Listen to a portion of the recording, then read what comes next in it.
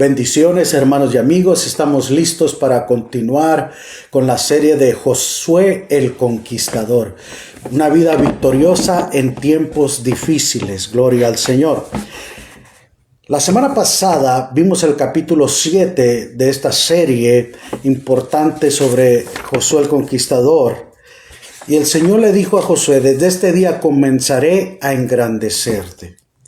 Pero el capítulo 8, o el tema número 8, le vamos a titular ¿qué significan estas piedras? Y en el capítulo 4 de Josué, capítulo 4, versos 5, 6 y 7, vamos a leer la escritura. Pero vamos a orar. Padre, te damos gracias por tu amor, tu misericordia y tu bondad. Danos oído para oír y corazón para retener.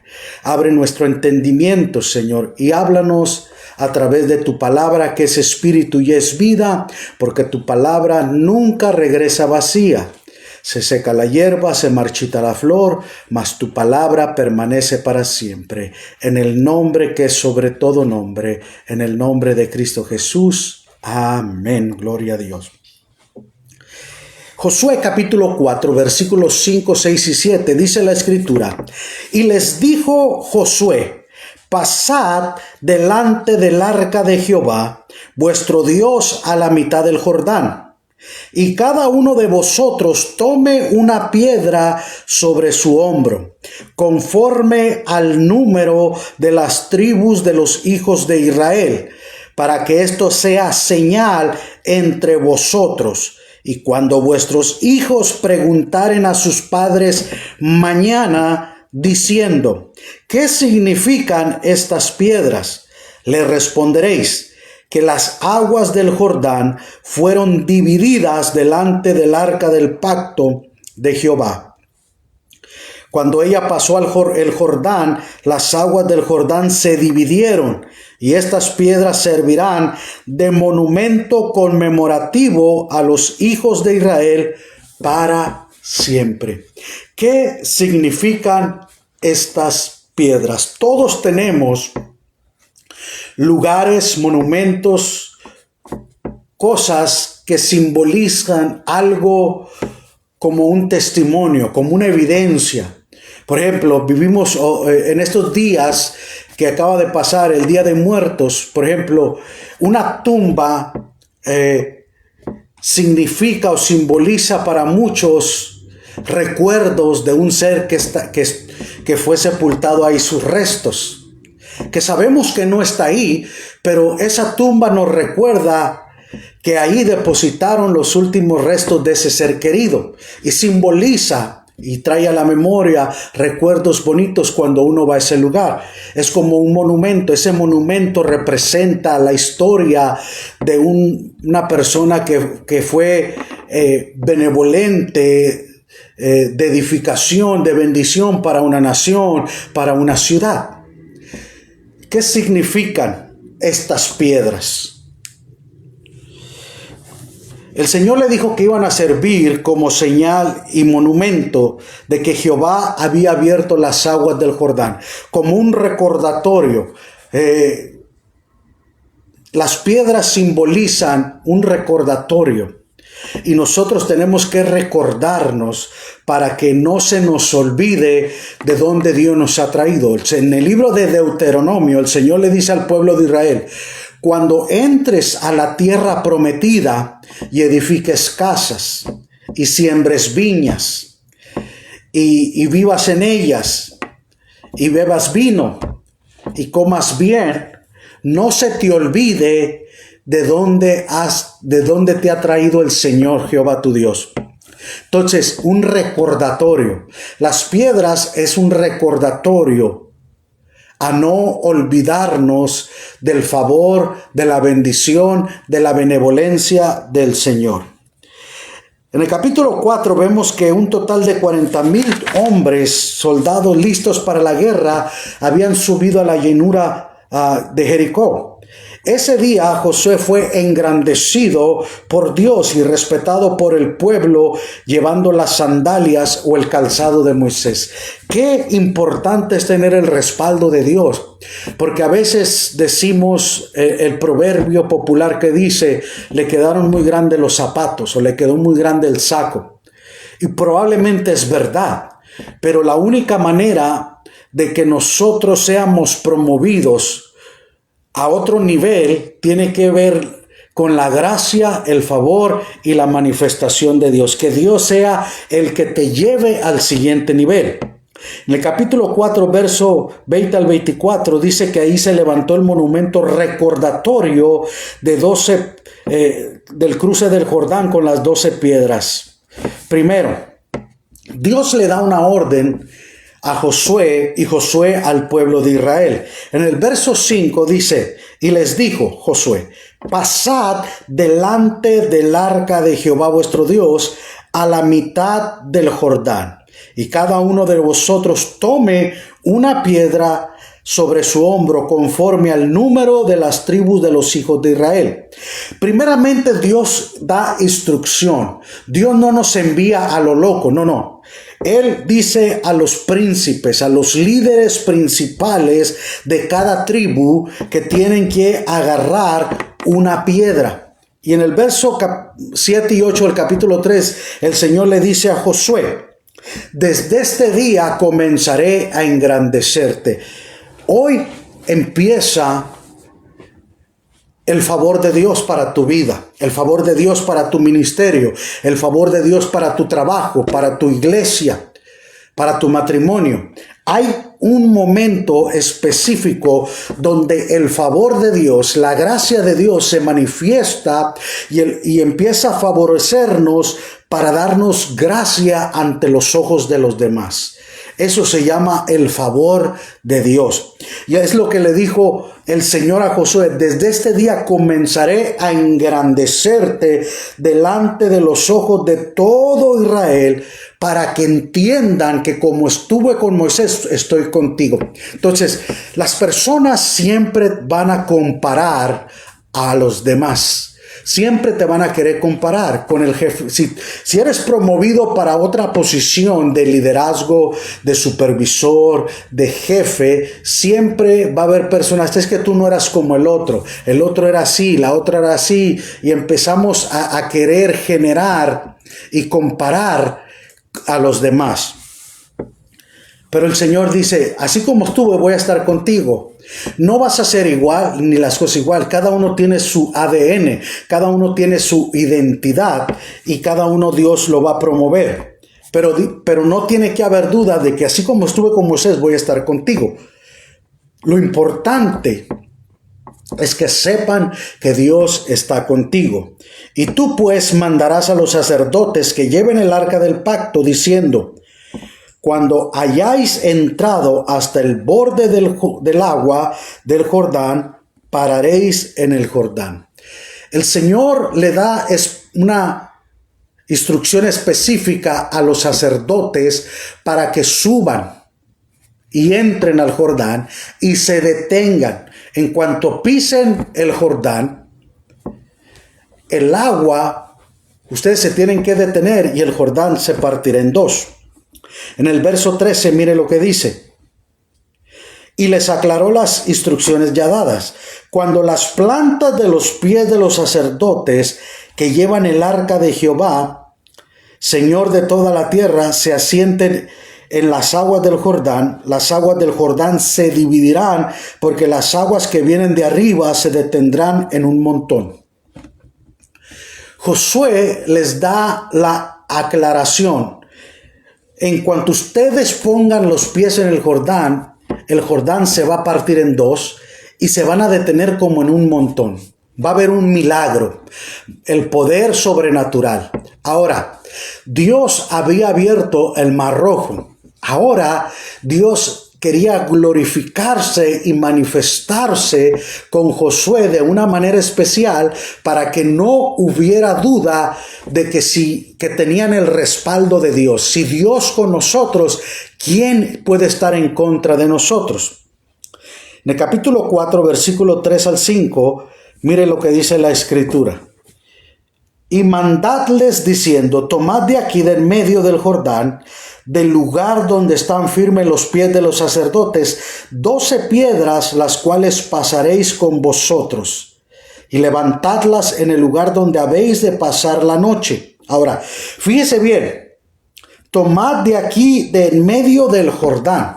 Quiere decir que cuando el Jordán se partió en dos, dentro del Jordán había piedras, había rocas, y los líderes, los príncipes de cada tribu tenían que agarrar una piedra y ponérsela en sus hombros y cruzar el Jordán, y en donde iban a pasar la noche, donde iban a reposar, pernoctar, descansar, dormir, ahí tenían que hacer un altar de recordatorio.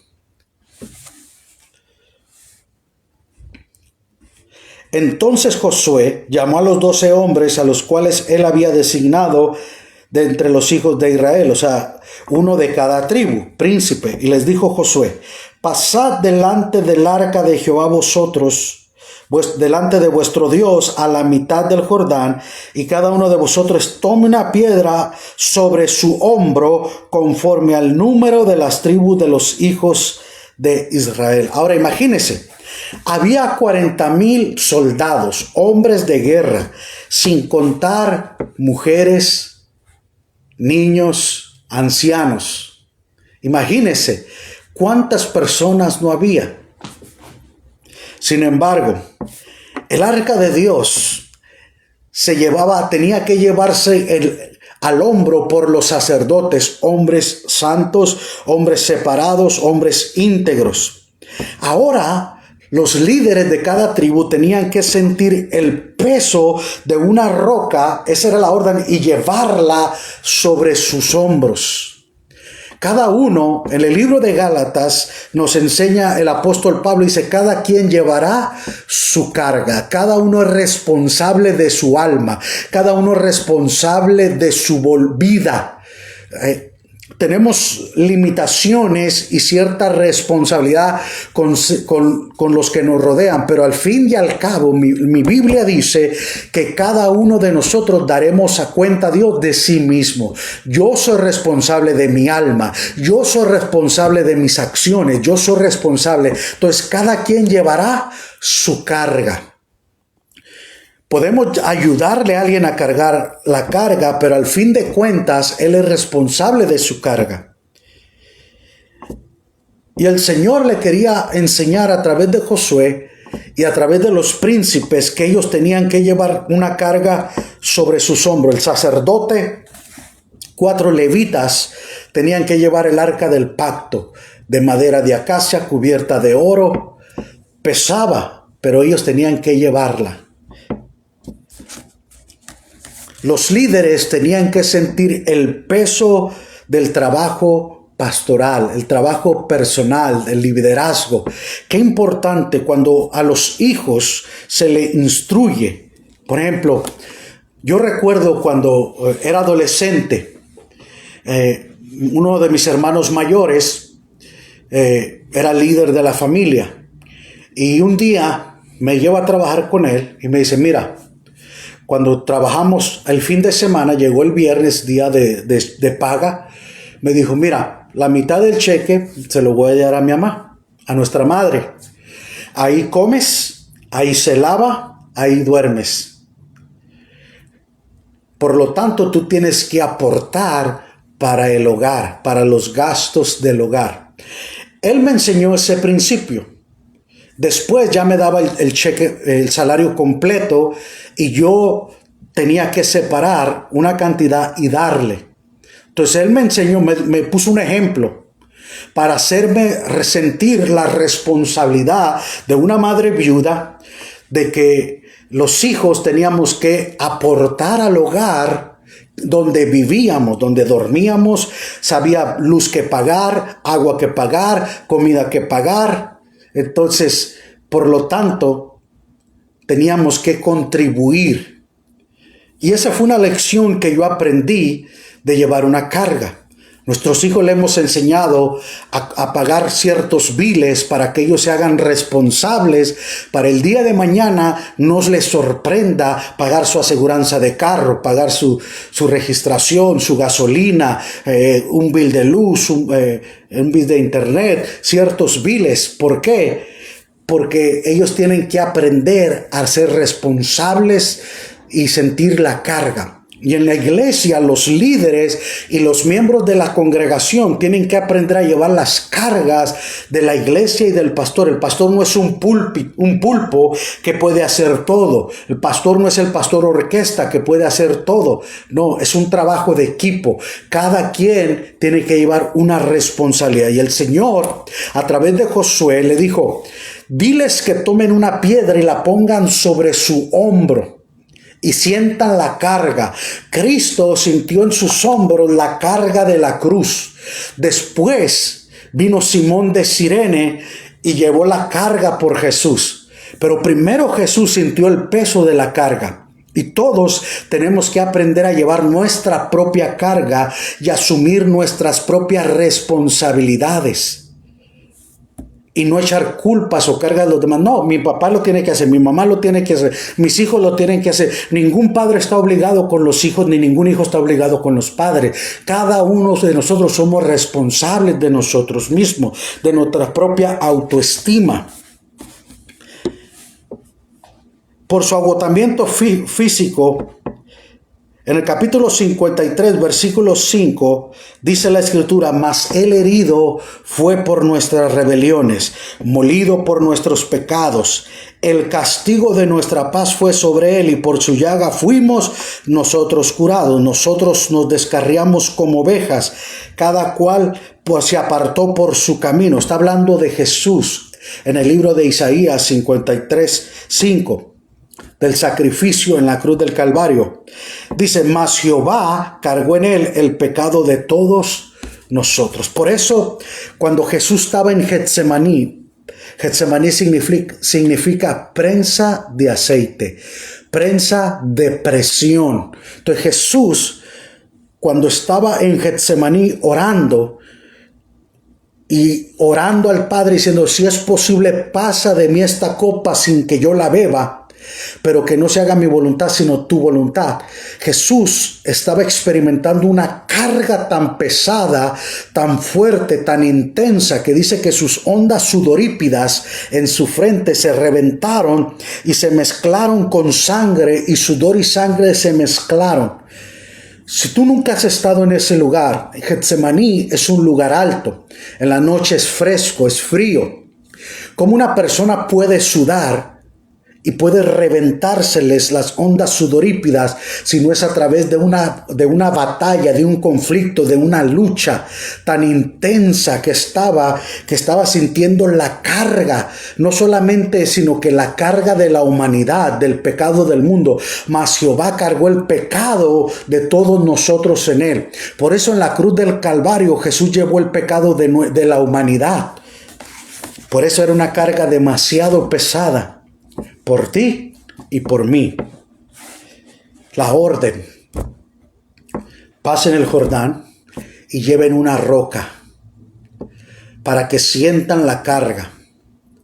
Cuando tú le das responsabilidad y aprenden a valorizar las cosas, dicen: híjole, está bien cara la gasolina, está muy cara esto. ¿Ves? ¿Quieres tener coche? Ahí está el precio de la aseguranza, de la gasolina. Todo cuesta en esta vida. Y cuando se hacen responsables, le van dando valor. Y nosotros como creyentes tenemos que valorizar el sacrificio tan grande y tan pesado que llevó nuestro Señor Jesucristo en la cruz del Calvario. La Biblia dice que nosotros no nos va a dar una carga más de la que no podamos llevar. Segundo, o número 2, la señal. Capítulo 4, verso 6 de Josué. Para que esto sea señal entre vosotros, y cuando vuestros hijos preguntaren a sus padres mañana, diciendo: ¿qué significan estas piedras? ¿Qué son estas 12 piedras? Es un monumento conmemorativo, es un monumento que nos trae recordatorio, que nos recuerda. Y les dijo Josué: pasad delante del arca de Jehová, delante de vuestro Dios, a la mitad del Jordán, y cada uno de vosotros tome esa piedra. Entonces, el Jordán se iba a partir y se iba a dividir. En Lucas 19:40 leemos: y él respondiendo le dijo: os digo que si estos callaran, las piedras clamarían. Esas piedras son recordatorios. Ese monumento de roca es un recordatorio, es un mensaje hablándote, diciendo: hey, este Jordán fue partido en dos. Estas piedras es un altar de recordatorio, de conmemoración de que Jehová abrió este Jordán y el pueblo de Israel pasó en seco. En el libro de Habacuc 2:11 dice: porque la piedra clamará desde el muro y la tabla del enmaderado le responderá. Por eso Jesús dijo: si vosotros calláis, las piedras hablarían. Entonces las piedras hablan a través de un mensaje. Por ejemplo, si tú vas a cualquier país con historia antigua, ya sea a Chichén Itzá, ya sea en las áreas de México donde hay ruinas de miles de años, ya sea Grecia, ya sea a Turquía, a Israel, a Egipto o a China. Entonces van a encontrar piedras que tienen inscripciones de miles de años con evidencia y con testimonio, y tienen un mensaje. Las piedras nos hablan. Las piedras tienen un mensaje. ¿Me entiende? Entonces, qué importante es reconocer. Hoy en día, las antiguas piedras de construcción en asentamientos de los antiguos nos hacen recordar la historia de los hijos de Israel. Por eso es importante, en este viaje que estamos preparando con la ayuda del Señor, si Dios lo permite, estaremos ahí el próximo año, y los que van a ir por primera vez van a comprobar con sus propios ojos los acontecimientos que la Escritura nos dice. No solamente porque la Escritura lo dice, sino porque la historia misma nos habla a través del monumento, a través de las piedras que están en esos lugares. Por ejemplo, Capernaum, hay piedras negras volcánicas que nos enseñan que esa era la ciudad de Capernaum, donde Jesús tenía su área de ministerio. Capítulo 4, verso 6 dice: para que esto sea señal entre vosotros, y cuando vuestros hijos preguntaren a sus padres mañana diciendo: ¿qué significan estas piedras? Tiene que haber un recordatorio para que nuestros hijos hagan las preguntas. Los hijos van a preguntar: papá, ¿por qué esto? ¿Por qué el otro? Entonces nosotros tenemos que tener respuestas. Tenemos que recordarles. Un día Dios tuvo misericordia. Por ejemplo, esta cicatriz. Papá, ¿qué te pasó ahí? Entonces mis hijos saben la historia y van a recordar. Entonces son marcas o son recuerdos que tienen una historia como ejemplo, como testimonio, como evidencia. Que tus hijos pregunten: papá, ¿cómo llegaste aquí? Mamá, ¿cómo fue que soportaste, que toleraste, que llegaste? ¿Cómo fue que conociste a mi papá? ¿Cómo fue que conociste a mi mamá? ¿Cómo fue que yo nací? ¿Cómo fue que me sacaste adelante sola? ¿Cómo fue que, me entiendes, llegaste a este país? Cuando yo le platiqué a mis hijos sobre cómo yo vine a Estados Unidos, mi hija lloraba, decía: todo eso atravesaste, todo eso pasaste, wow. Para ella, porque no le tocó a ella sufrir y pasar todo ese transcurso que me tocó transitar a mí. Sin embargo, ella estaba agradecida. Hay momentos en los cuales tenemos que nuestros hijos van a preguntar, nuestros nietos van a preguntar el día de mañana, y tenemos que decirles: esas son las piedras. ¿Qué piedras tienes tú de recordatorio?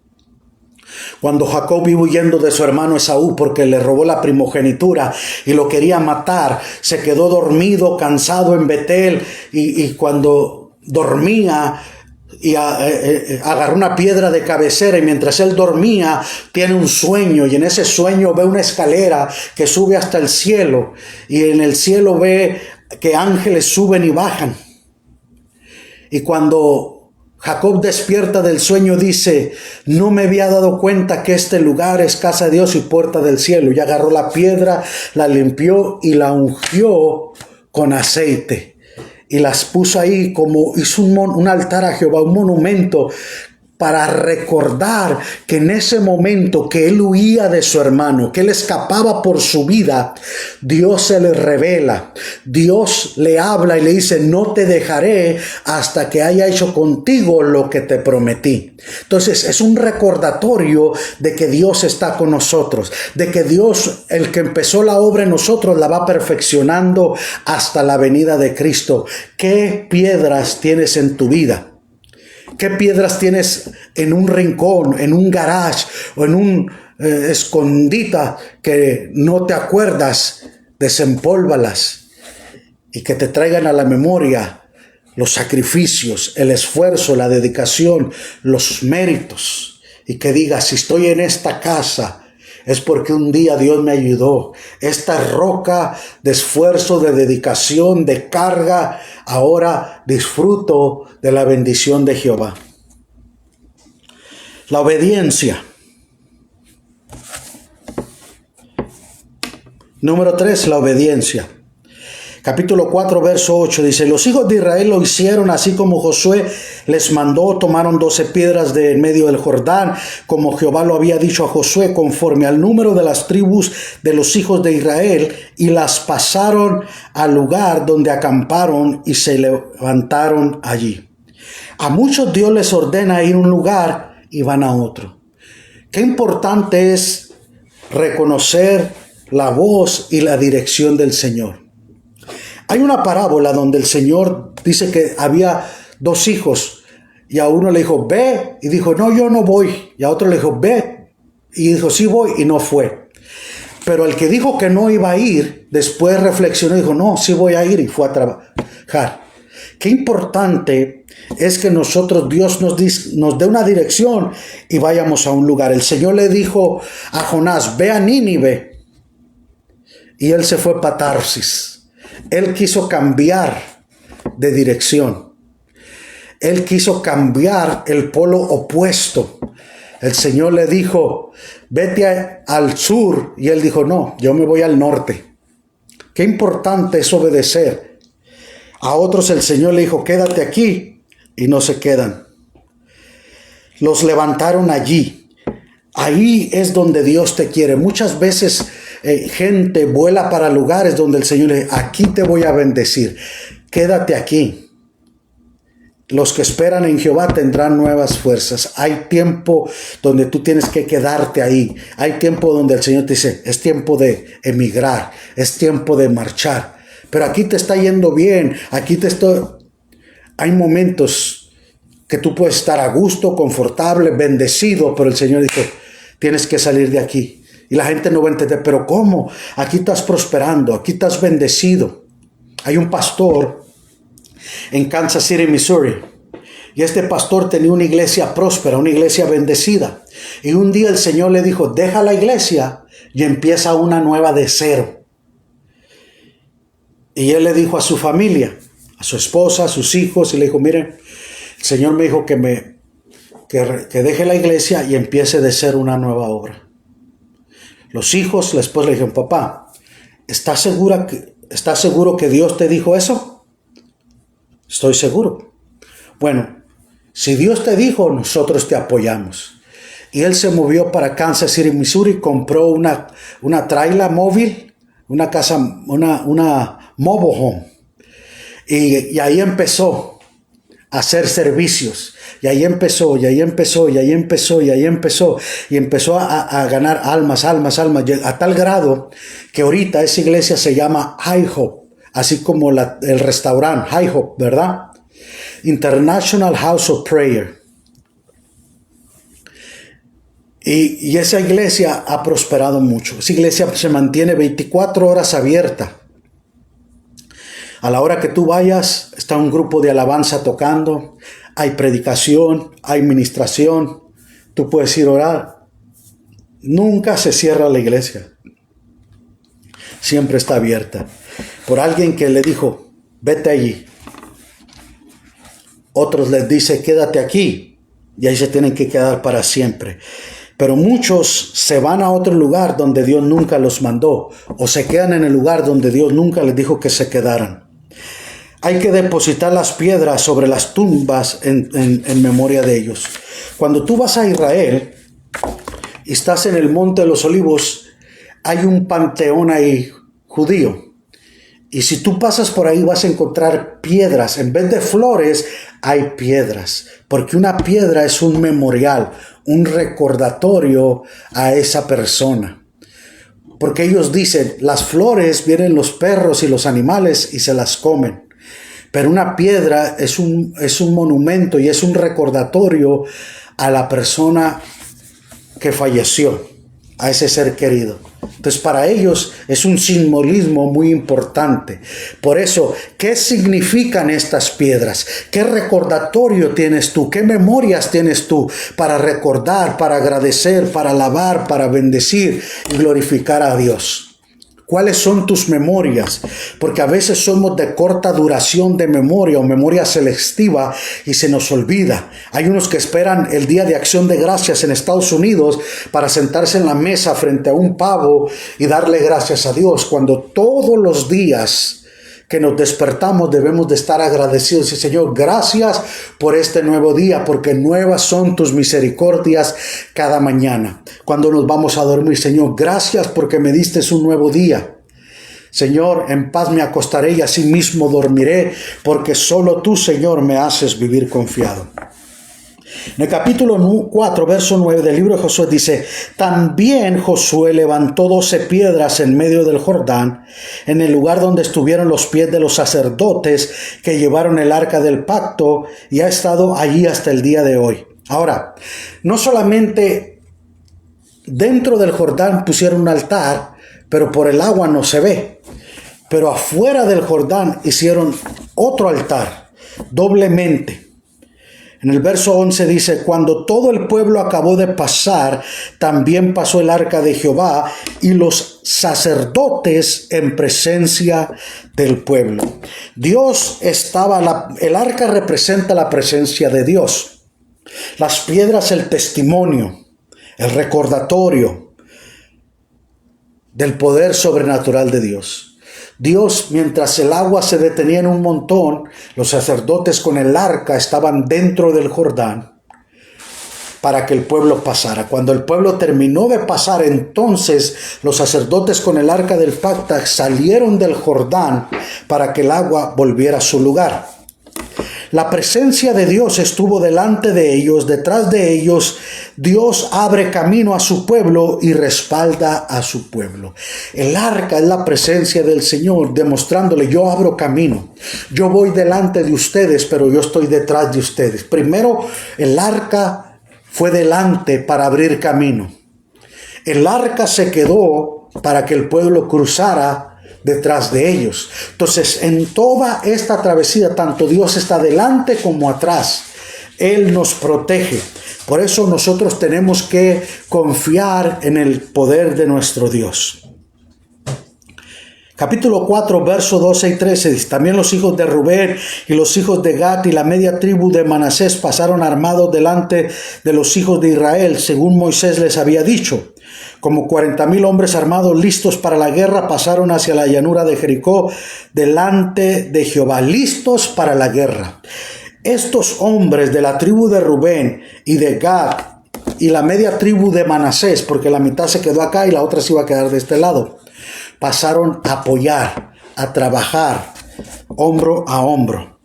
Y en el verso 14 dice, en aquel día Jehová engrandeció a Josué a los ojos de todo Israel y le temieron como habían temido a Moisés todos los días de su vida. Después de esa proeza extraordinaria, después de ver con sus propios ojos cómo los sacerdotes con el arca del pacto. Al pisar el Jordán se parte en dos y se va recorriendo, y en un montón se detiene el agua mientras ellos caminan y van pasando en seco, siendo testigos presenciales, oculares, del milagro sobrenatural, de la providencia divina manifestada. Hizo que Josué se ganase el respeto como Moisés se ganó el respeto del pueblo de Israel. Cuando Dios respalda, el respeto se gana con el respaldo de Dios, no por la imposición, porque a veces hay líderes autoritarios. Yo soy el presidente, yo soy el líder, yo soy el pastor, yo soy el jefe, yo soy fulano de tal.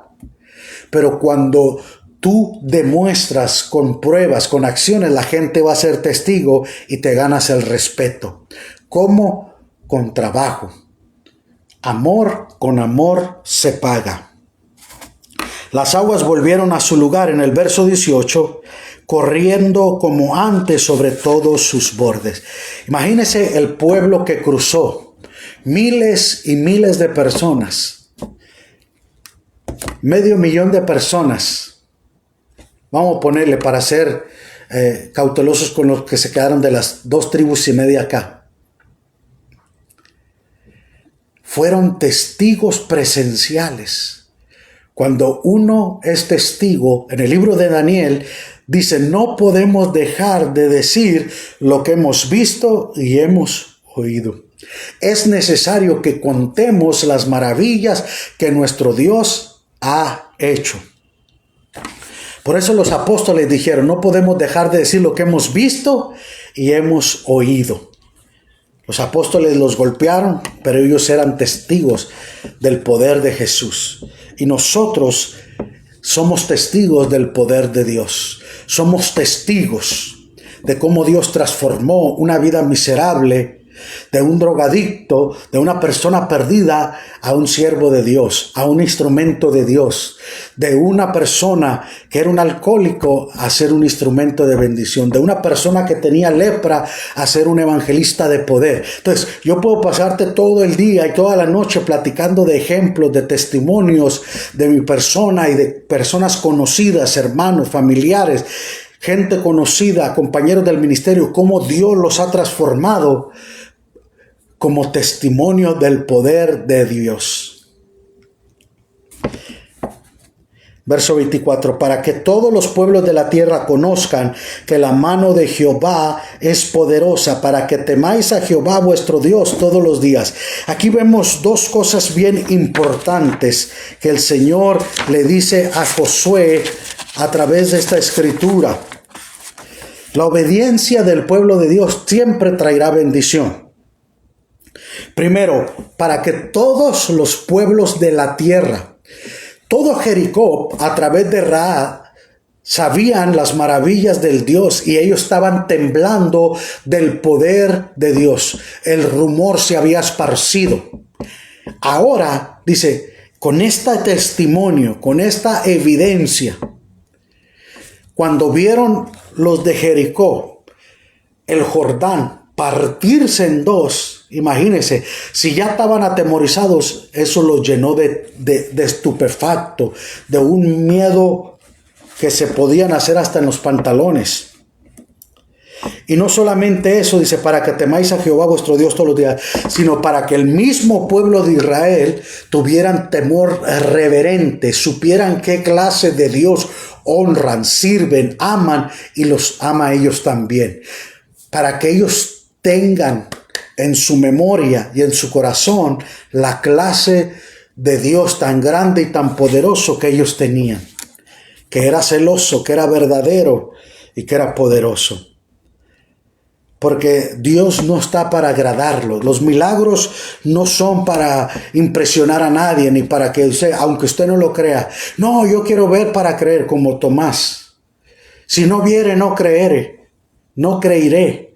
Y el Señor le dijo, Tomás, mete tu mano en mi costado, mete tus dedos en mis llagas, para que veas que soy yo. Señor, porque me has visto, ha creído. Más bienaventurados los que no me vieron y han creído. nosotros somos bienaventurados. No hemos visto con nuestros ojos físicos al Señor, pero hemos creído a su palabra. Le creemos a Él y estamos en la bendición de Dios. Para finalizar, número 1, para concluir, los conquistadores aprenden a llevar cargas. Los que van a sobresalir, los que van a avanzar, los que van a tener victoria en sus vidas, saben llevar cargas, aprenden. No se quejan, no lloran, no. Aprenden, le busca el lado fácil y amable, aprenden. Al mal tiempo, buena cara. Segundo, los conquistadores dejan señales a las próximas generaciones. Como conquistadores, como líderes, tanto de hogar o de familia, tenemos que dejar, ¿me entiendes? Marcas, señales, evidencias, recuerdos. Recuerdo el día que sepultamos a mi suegro, mi esposa le dice a su mamá, yo quiero una gorra, una camisa de mi papá. Es lo único que yo quiero. Esto me recuerda al yo tenerlo cerca. Un recordatorio. Y nosotros tenemos que recordar aquellos consejos, aquellos momentos que pasamos con nuestros seres queridos. Un líder, un conquistador deja señales a la próxima generación. No hay nada más importante que dejarles señales de que sí se pueden salir adelante. Cuando vemos la historia de los mayas, de los aztecas, de los toltecas, de los yaquis, de las diferentes clases de tribus que hay en México, vemos lo que nos dejaron, cultura importante a las generaciones venideras. Y número 3, los conquistadores buscan allí de Dios. Buscamos a Dios donde el Señor nos manda, donde el Señor nos ordene, ahí nos quedamos. Padre, te damos gracias por tu amor, tu misericordia y tu bondad. Venimos a ti con un corazón contrito y humillado, reconociendo nuestra necesidad, reconociendo nuestra dependencia de ti. Señor, oramos, Padre, por familiares, por amigos, por hermanos alrededor del mundo, Señor. Por nuestro hermano misionero Mauricio en España, Señor. Te pedimos por sus hombros, por sus codos, Señor, que tú traigas sanidad y traigas fortaleza.